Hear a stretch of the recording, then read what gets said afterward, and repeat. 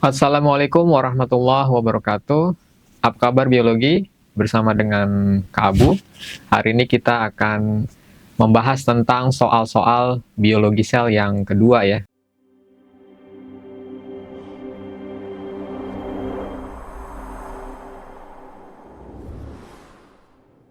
Karena yang biologi sel pertama 1 sampai nomor 15 sudah kita bahas sebelumnya. Jadi pada saat ini kita akan membahas soal-soal tentang biologi sel yang kedua.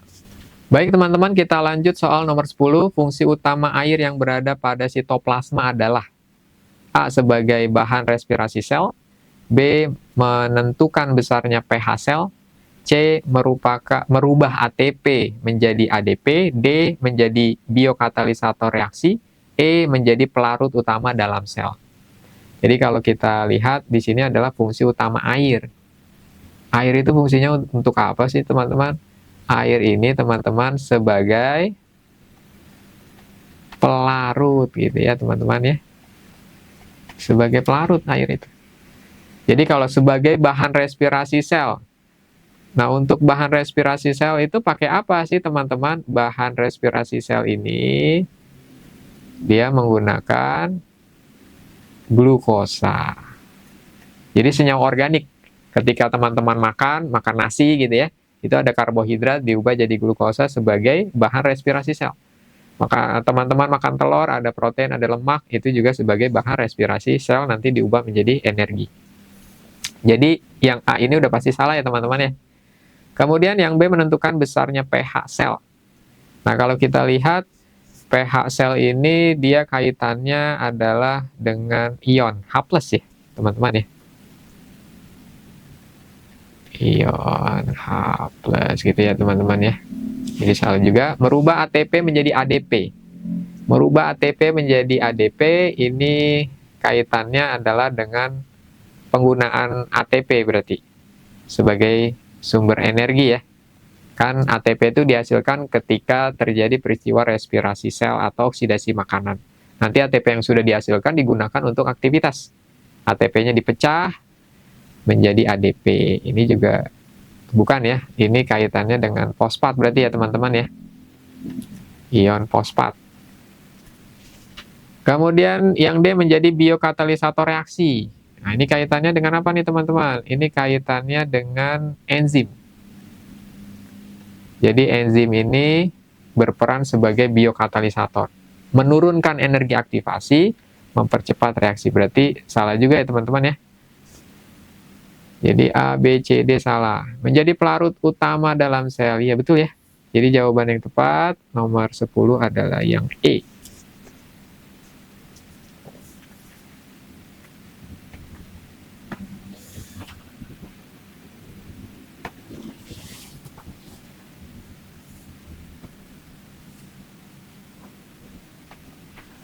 Baik teman-teman, kita lanjut di nomor 11. Bagian sel yang memiliki ciri selektif permeable adalah. Nah, di sini ada kata kunci nih teman-teman. Ada informasi soal kaitannya dengan selektif permeable. Nah, ini kan sifat yang terdapat pada membran sel nih teman-teman. Jadi membran plasma ini memiliki sifat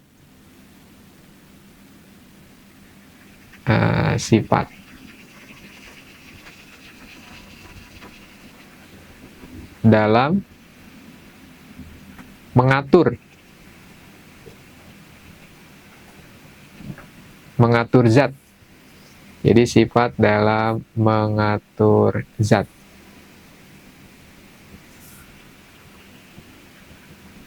Keluar, masuk sel.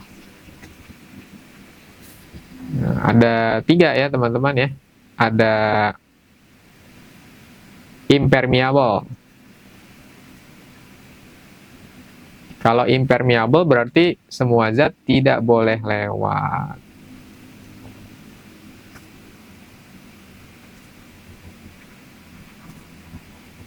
Jadi tidak bisa lewat ya, impermeable. Kemudian yang kedua ada namanya permeable. Nah, permeable ini berarti teman-teman semua zat boleh lewat. Boleh melintasi membran sel. Dan yang ketiga adalah semi permeable atau selektif. Atau selektif ya. Selektif permeable. Jadi kalau semi permeable atau selektif permeable, ini yang boleh lewat air atau zat tertentu yang diperbolehkan. Jadi membolehkan air atau zat tertentu yang dibutuhkan mungkin ya, atau yang tidak dibutuhkan dikeluarin gitu ya. Nah ini bisa lewat. Nah begitu teman-teman. Ini kaitannya berarti bagian sel yang memiliki ciri selektif permeable sudah pasti jawabannya ya teman-teman ya, adalah yang A.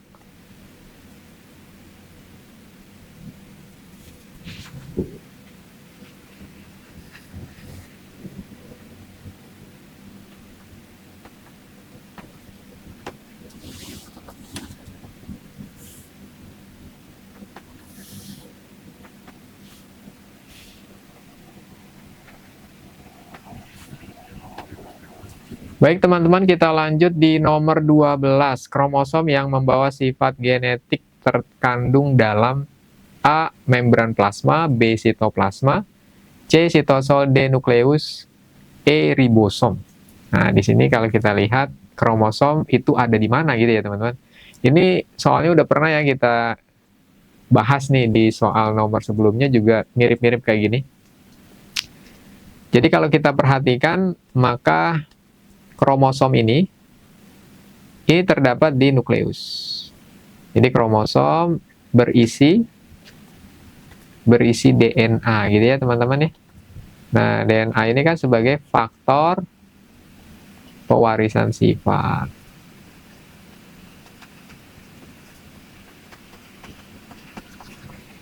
Nah, kromosom ada di mana? Nah, kromosom terdapat di nukleus. Nah, sudah bisa dipastikan jawabannya, maka yang tepat adalah yang D ya teman-teman ya.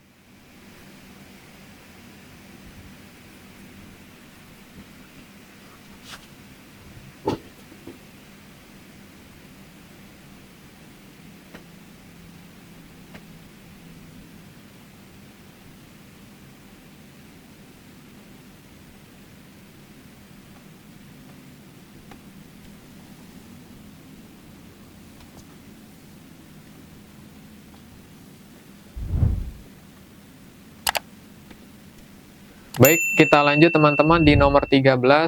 Endositosis merupakan salah satu contoh dari. Nah, di sini ada A. transport pasif, B. difusi, C. osmosis, D. transport aktif, E. pompa ion. Jadi kalau teman-teman lihat di sini mengenai endositosis. Endositosis ini adalah masuknya zat. Nah, zatnya bisa, wujudnya itu bisa padat, bisa juga cair teman-teman. Masuknya zat ke dalam sel.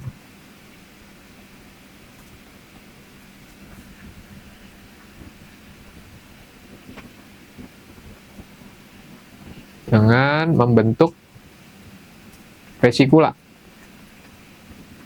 Jadi nanti ada vesikula yang dihasilkan oleh membran sel. Vesikula atau kantong ya teman-teman, dari membran sel. Nanti membran selnya membentuk kantong atau vesikula untuk menangkap zat dari luar sel sehingga bisa masuk ke dalam sel. Nah, endositosis ini termasuk ke dalam peristiwa transport aktif ya teman-teman ya.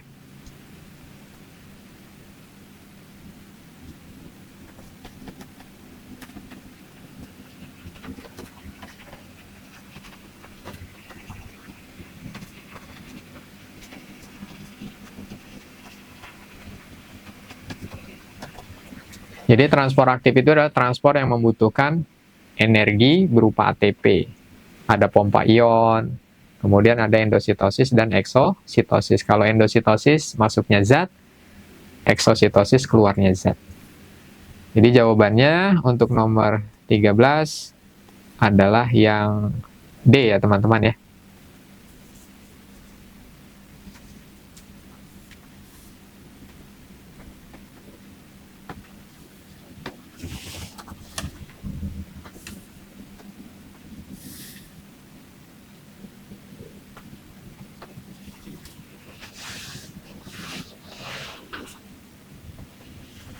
Oke, kita lanjut.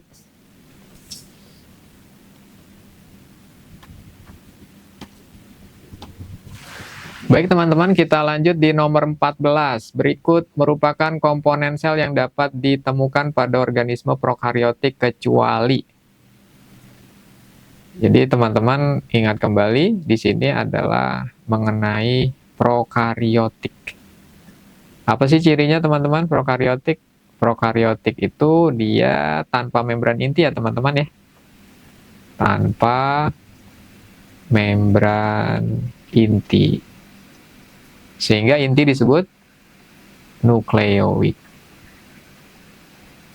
Sehingga inti disebut nukleoid.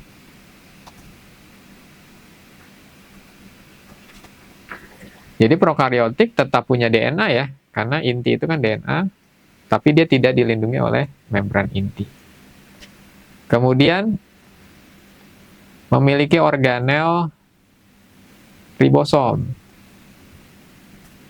Jadi prokariotik ini memiliki organel yang sedikit, yaitu ribosom, organel tanpa membran untuk sintesis protein. Maka kalau kita lihat di sini, dia mintanya yang kecuali ya teman-teman ya. Yang kecuali ini teman-teman nih. Kita lihat, maka membran luar. Nah, membran luar, dia punya membran luar. Ini maksudnya membran sel ya teman-teman ya. Membran sel ini berarti dia betul ya. Kemudian ada ribosom, iya. Ada organel tanpa membran ribosom yang fungsinya untuk sintesis protein. Kemudian inti sel. Inti sel ada ya. Inti sel itu kan dia punya DNA, tapi DNA-nya tidak dilindungi oleh membran inti. Jadi inti sel ada. Materi genetik ada, berupa DNA sirkuler yang tidak dilindungi oleh membran inti. Berarti di sini kecuali adalah membran inti. Jadi nomor 14 jawabannya yang E ya teman-teman ya.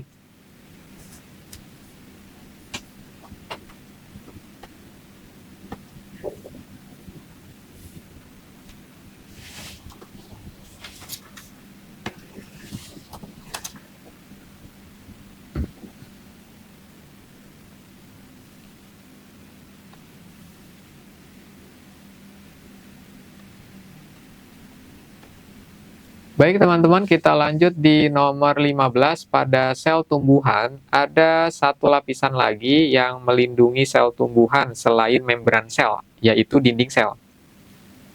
Dinding sel utamanya tersusun oleh, kita lihat pilihannya yang A, asam lemak, B, fosfolipid, C, protein perifer dan integral, D, selulosa, E, pati.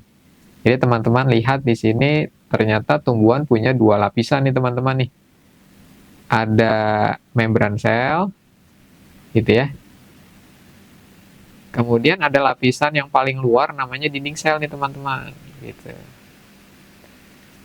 Kalau membran sel kan tadi kita sudah singgung ya teman-teman ya. Membran sel itu dia tersusun dari apa? Dari fosfolipid, kemudian ada protein. Nah, proteinnya ada dua macam nih teman-teman ya. Ada protein integral, kemudian ada protein perifer gitu ya teman-teman ya. Kemudian ada karbohidrat. Nah, karbohidratnya ini kan ada dua macam. Karbohidrat yang nempel di fosfolipid namanya glikolipid. Kemudian karbohidrat yang nempel di protein namanya glikoprotein. Kemudian untuk dinding sel ini tersusun dari selulosa. Nah, begitulah ceritanya tuh teman-teman. Jadi yang diminta apa sih? Yang diminta ternyata di sini adalah struktur dari dinding sel nih teman-teman. Jadi dinding sel utamanya tersusun oleh, jawaban yang tepat sudah pasti adalah yang D ya teman-teman ya. Nah, begitulah ceritanya ya. Baik teman-teman, saya akhiri. Sukses buat teman-teman semua. Assalamualaikum warahmatullahi wabarakatuh.